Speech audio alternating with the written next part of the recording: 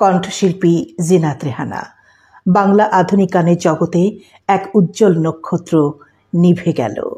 ৬০, ৭০ এবং ৮০ দশকে শ্রোতা মন জয় করা নন্দিত কণ্ঠশিল্পী জিনাত রেহানা আর আমাদের মাঝে নেই।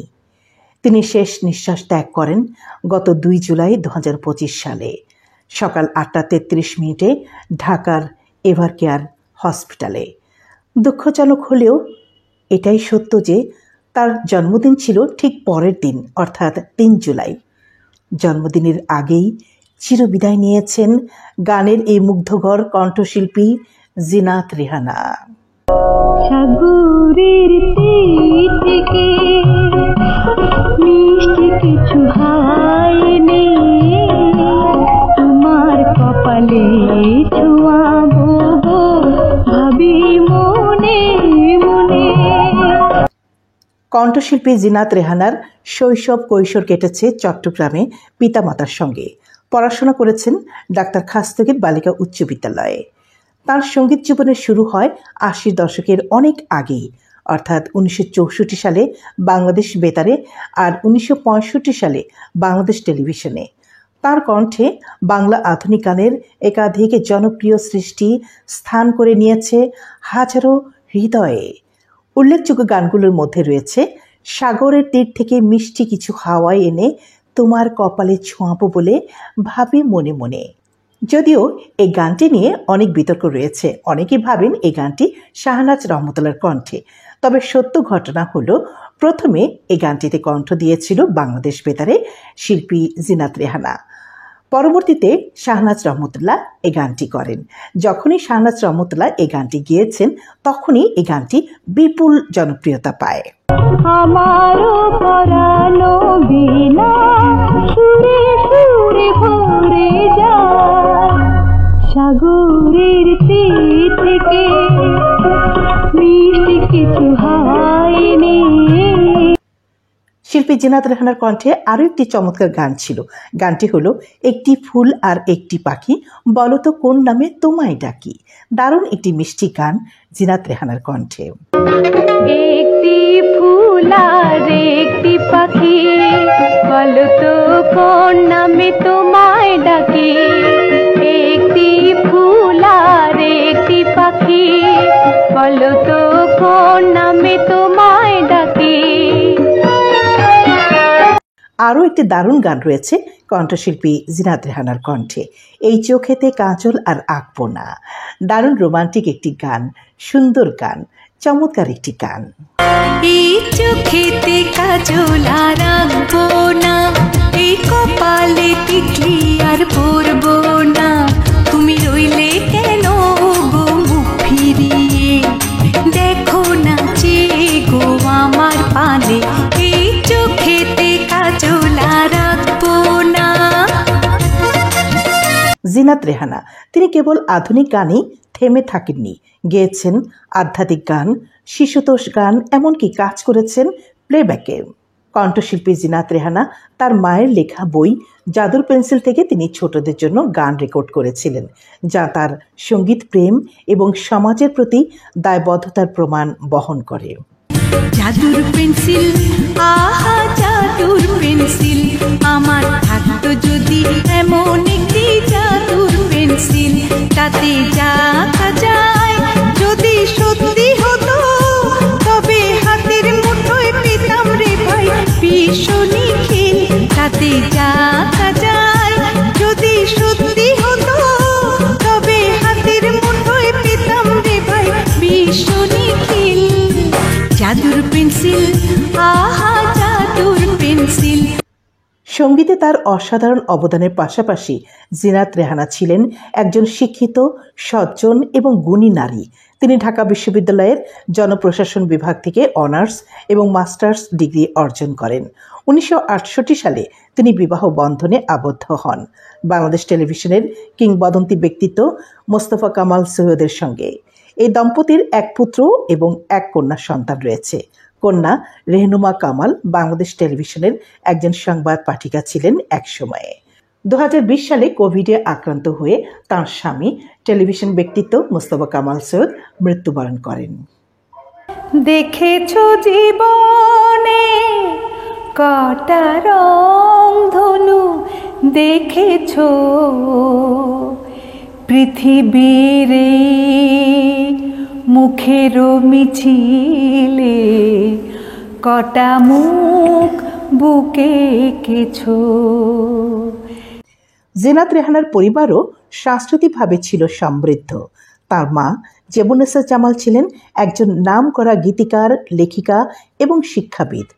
তার খালা ছিলেন প্রখ্যাত সঙ্গীত শিল্পী আঞ্জুম আনারা বেগম এবং রুনা লায়লা, দুজনই বাংলা গানের কিংবদন্তি কণ্ঠশিল্পী। আমি কাকুর দিয়ে ডেকেছিলাম, মুখে লজ্জা ছিল বলে। আমি কাকুর দিয়ে ডেকেছিলাম, মুখে লজ্জা ছিল বলে। আমি তোমার ছবি এঁকেছিলাম, দুটি চোখের নীলা জলে। আমি কাকুর দিয়ে ডেকেছিলাম, মুখে লজ্জা ছিল বলে।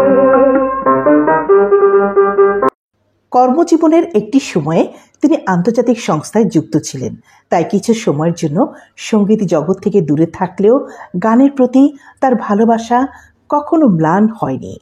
আজ তিনি নেই, কিন্তু রেখে গেছেন তার চিরসবুজ গান আর স্মৃতির অমূল্য ভাণ্ডার।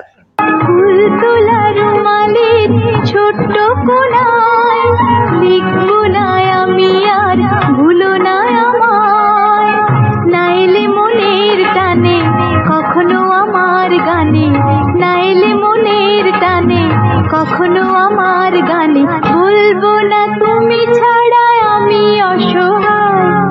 ফুল তোলা রুমালের ছোট্ট কোণায় লিখবো না আমি আর ভুলো না আমায়। জীবদ্দশায় এই একাকিত্ব তাকে খুব কষ্ট দিত। কখনো কখনো এই বিষণ্ণতা তার কণ্ঠে বাঁচত মৃদু হাহাকারে। সঙ্গীত জীবনের এত সাফল্য, এত শ্রদ্ধা পেয়েও ব্যক্তি জীবনে তিনি ছিলেন একেবারে নিঃসঙ্গ এক সংগ্রামী। জিনাত রেহানার এই একাকী যাত্রা আমাদের মনে করিয়ে দেয় সম্পর্ক আর ভালোবাসাই একজন মানুষের জীবনের সত্যিকারের আশ্রয়।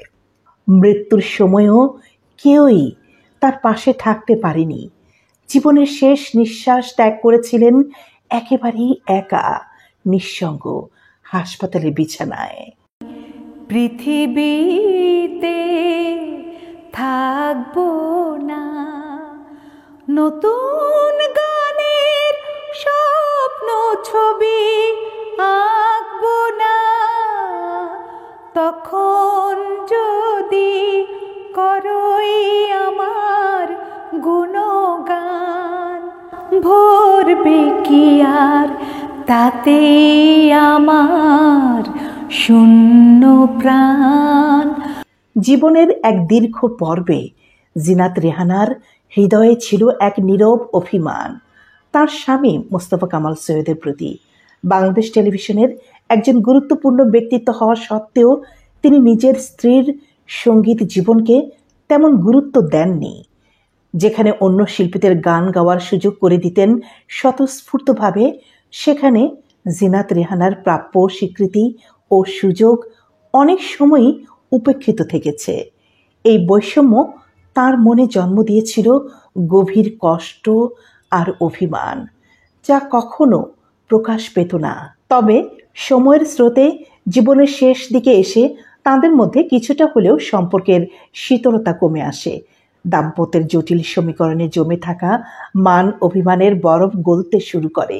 কিন্তু সেই অভিমান যে কতটা গভীর ছিল তা যেন জিনাত রেহানার গলায় কখনো কখনো বেজে উঠত এক অস্ফুট সুরে। ব্যক্তিগত স্মৃতিচারণায় উঠে আসে জিনাত রেহানার নিঃসঙ্গ জীবনের করুণ চিত্র। টেলিফোনে আমার সঙ্গে তার বহুবার কথা হয়েছিল। সেই সব কথোপকথনের ফাঁকে ফাঁকে উনি ভাগ করে নিতেন নিজের নীরব কান্নার গল্পগুলো। চোখে ছিল অতীতের সোনালি দিনের স্মৃতি আর হৃদয়ে একাকিত্বের চাপা কষ্ট। আমার ভীষণ ইচ্ছে ছিল তার শেষ জীবনে গিয়ে তাকে একবার দেখে আসি, কাছে বসে একটু গল্প করি, সান্ত্বনা দিই, কিন্তু সেই ইচ্ছা আর পূর্ণ হলো না। জিনাত রেহানা আমাদের ফেলে চিরতরে বিদায় নিয়েছেন। এ এক অপ্রকাশিত বেদনার গল্প, যা তার গানের সুরের মতোই হৃদয় ছুঁয়ে যায়। আমার গানের পাখি যে গান গেছিল, সে গান সে তো তোমার মনের আকাশ হতে পেয়েছিল। জিনাত রেহানার জীবনে তার মা ছিলেন এক অতল ভালোবাসার উৎস। শিল্পী জীবনের প্রেরণা, মানবিকতার আলোকবর্তিকা ছিলেন তার মা জেবুন্নেসা জামাল। জেবুন্নেসা জামাল ছিলেন একজন গীতিকার, লেখক, শিক্ষাবিদ। মায়ের প্রতি গভীর শ্রদ্ধা ও ভালোবাসা থেকে তিনি সবসময় চেয়েছিলেন মায়ের লেখা গানগুলো সংকলন করে একটি বই প্রকাশ করতে। কিন্তু সেই স্বপ্ন ছিল তাঁর হৃদয়ের বিশেষ করে রক্ষিত এক অন্তর্মুখী প্রতিজ্ঞার মতো। কিন্তু দুঃখজনকভাবে সেই ইচ্ছে আর পূর্ণ হয়নি। 2019 সালে স্বামী মোস্তফা কামাল সৈয়দ কোভিডে আক্রান্ত হয়ে যখন প্রয়াত হন, সেই আঘাত তিনি কোনোভাবেই সহ্য করতে পারেননি। ভেতরে ভেঙে পড়েন জিনাত রেহানা। কণ্ঠে আর সুর ঝরে না, চোখে জমে ওঠে ক্লান্তির ছায়া। মনস্তাত্ত্বিক এবং শারীরিকভাবে দুর্বল হয়ে পড়েন তিনি। একসময় সেই দুর্বলতা গ্রাস করে নেয় শরীরকেও। শুরু হয় অসুস্থতা। অবশেষে তিনি চিরতরে হারিয়ে গেলেন, রেখে গেলেন না বলা বহু কথা। অবশেষে তিনি চিরতরে হারিয়ে গেলেন, রেখে গেলেন না বলা বহু কথা, অসমাপ্ত স্বপ্ন আর অগণিত শ্রোতা হৃদয়ে তার গাওয়া গানগুলো। সবশেষে বুশরা চ্যানেলের পক্ষ থেকে কণ্ঠশিল্পী জিনাত রেহানার প্রতি গভীর শ্রদ্ধা জানাই এবং তার আত্মার শান্তি কামনা করি। সাগরের তীর থেকে মিষ্টি কিছু হয়নি, তোমার কপালে ছোঁয়াবো গো, ভাবি মনে মনে, ভাবি মনে মনে, সাগরের তীর থেকে।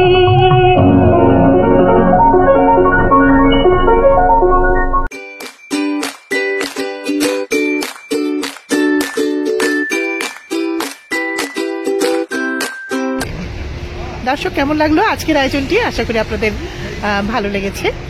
আর আগামীতে কি দেখতে চান অবশ্যই আপনারা কমেন্ট করে জানাবেন। ততদিন পর্যন্ত সবাই ভালো থাকুন। আমি আবারও ফিরে আসবো নতুন আয়োজনে। আল্লাহ হাফেজ।